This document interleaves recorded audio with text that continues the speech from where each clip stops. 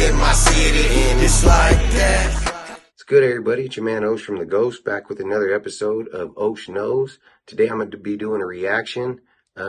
Something I came across on my Facebook feed.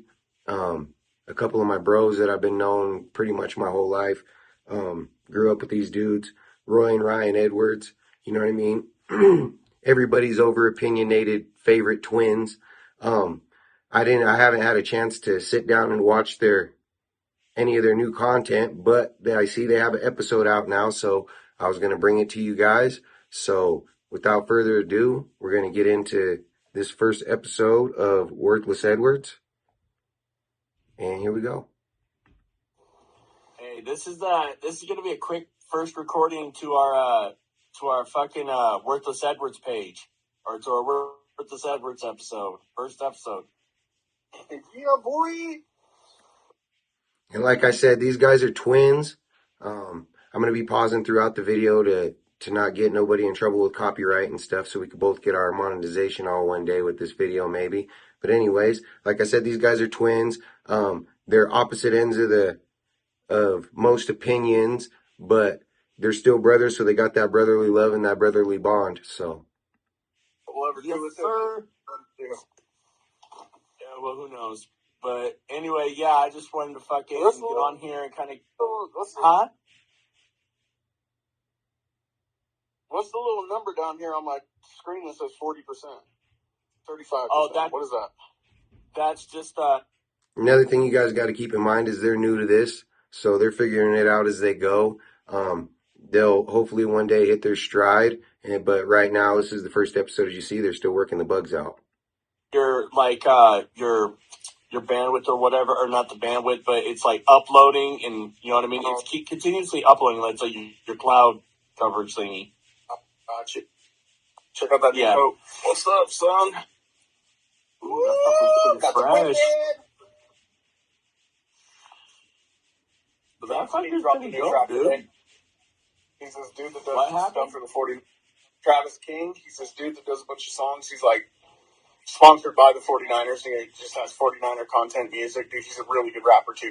But he just dropped another song today. The 2023 edition of 49er Faithful with the E40. It's dope. Really? So that's one thing I like already out the gate. He's plugging other people. You know what I mean? I never heard of this dude who he's talking about, but look at that. I'm learning something, so let's go. I mean, you are a Cowgirls fan, but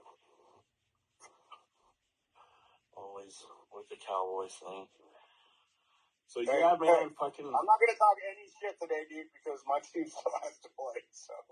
Yeah, and they got... So right now it's getting ready to be playoff time. We just finished the regular season of the NFL a couple days ago. Roy is a Cowboys fan. Ryan is a Niners fan. I'm a Broncos fan, so I regularly get into debates with these guys. At the end of the day, though, it's all love. These are my boys. Fucking tough-ass Ravens, dude. They're playing pretty hot, too, so... They're talking about this could be the Super Bowl. If they do beat the Ravens today, I expect you to get on here and just admit how wonderful the 49ers are. Well, the 49ers are a good team. They're the only team I'm fucking worried about in the NFC. Like, in the playoffs. I'm kind of glad my Cowboys are sitting at number 5, and because we're going to go see the Bucs, and, I mean, we should be okay. And then after that, I don't know. I know. What's his face? Baker Mayfield's kind of looking pretty good right now. Balled out yesterday. The Bucs balled out yesterday. They whooped on the Jaguars. They stomped them on the ground. Yeah, and Trevor Lawrence is no... I apologize if you're not a football fan. I'm a big football fan, as are these guys, which is like, honestly, a lot of the reason why I actually did tune in, other than the fact that they're my boys. I kind of knew what they'd kind of be, at least touching base on some things. Trevor Lawrence is no punch, so I don't know. Realized how tall he was until he was standing next to his coach. I was like, holy shit, dude. It looks like my juice box. Really? Yeah. Quarter breed native kid. That's cool. Yeah, I wanted to get on here and talk about our first fucking episode of fucking Worthless Edwards, and why did we come up with the name Worthless Edwards? Do you remember? Yeah, it was all football. Man, we was in 5th grade on on the Dolphins, and Mm-hmm. midget football is what the league's called. Full pump. I don't think midget football exists anymore. I actually coach for midget football, and I apologize if I offend anybody. I know it's not politically correct anymore, but that was the name of the league, Casper Midget Football Team or Football League. I coached for it for a lot of years, actually, 8 years.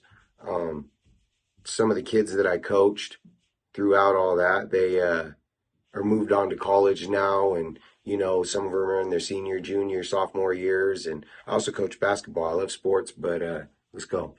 A team of all the poor kids with some of the middle class, higher up kids. Grant School, one of the poorest schools.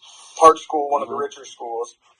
And so, Sagewood. of course, and Sagewood. And of course, the little poor kids don't have any work ethic. You know what I mean? We didn't know shit about football. We just knew we liked it. Yeah. And we didn't like our coach. He was an asshole, and he started calling us worthless. We didn't put in much effort. Really, we didn't. But still. Yeah. And then, damn, no, that's fucked up. I coached a lot of kids. Regardless of whether the kid was invested or interested or not, I always tried to find a middle ground to help this kid to at least, make it not so unbearable through football practice. Because I remember football practices and I was tiny. I used to get ate up and it was hot and all that stuff. You know what I mean? You get whiplash, smack your head on the ground a couple times. So when you don't have a coach that's encouraging, that also, it weighs down on a kid's overall outlook in life and sports.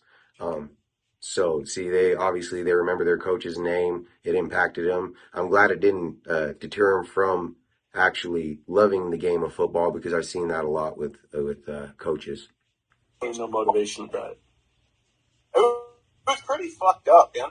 I started coaching football just to not be a coach like that, dude. Side note, I coached against Ryan for a lot of years, and my team's Ryan's team up. All love Ryan. No hate. No hate to all his little... He actually coached the Broncos, I think. Was it the Broncos, Ryan? Correct me if I'm wrong. But yeah, I coached the Bengals for a lot of years, and then I coached the Buccaneers. But anyways, yeah, when we was the midget Bengals, we used to give Ryan's teams the what for. Teams weren't the best. I coached the Broncos, and there he goes. He said weren't it. the best. We won a few games, but we had a lot of fun, and all my kids love the hell out of me. I still see them. They're all in college and stuff now, and they still call me coach. So that's a win. Shit. Yeah, they all still call me coach too. Kids who played for you that are in college now. Yeah. Did they play football in high school too? A few, yeah, probably.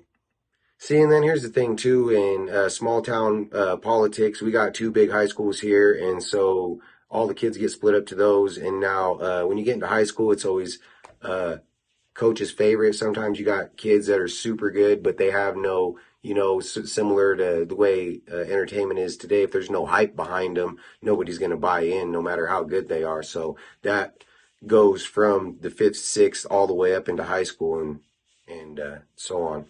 Quarter of them did, yeah. Really? Did any of them still play football in I college? don't know, man. The only one that I can think of that was just amazing. There was 2 of them, Mr. Jones and then Hayden Heiser. We're both a couple kids on a couple of my teams that were just amazing freak athletes, dude. And if they continued to play, I'm sure they're playing for a college somewhere.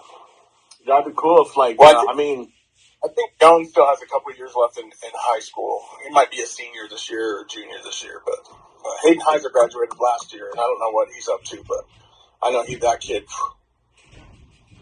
Yeah, the other little kids hated playing him because he was a hard-hitting, just mean kid when he hit.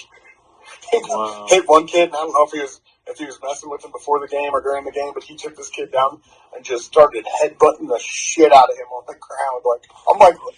And that's one thing that I always had to deal with too as a coach, is in that in the grades he's talking about is in 5th and 6th graders, but they're pre-pubescent and they're coming into their puberty, that time of their life, and so they're really emotional and charged up. More in 6th grade, they'll get mad and cry, and in fifth grade, they're still kind of trying to figure it out and they're still kind of little kids. But in sixth grade is definitely when the emotions take off and stuff like this happens. You always get those kids, whether it's their dad motivated them or it's just in them, you always got those super aggressive kids. But, I remember the kid that he's talking about. Oh, dude, calm down.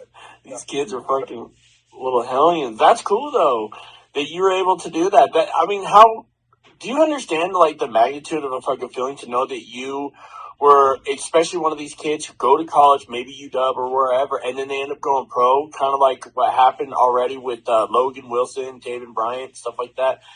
To know. Shout out to them for shouting out the Casper boys. Everybody's always Josh Allen, UW, Josh Allen, UW. Really, we got Taven Bryant and Logan Wilson homegrown right here, Casper, Wyoming, and UW. And now we're doing the big dog stuff in the pros. So shout out to my boys right here for shouting them out, because that's what real Wyoming boys do. You know what I mean?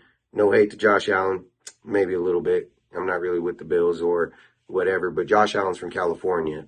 The cats that they're talking about, they're from right here.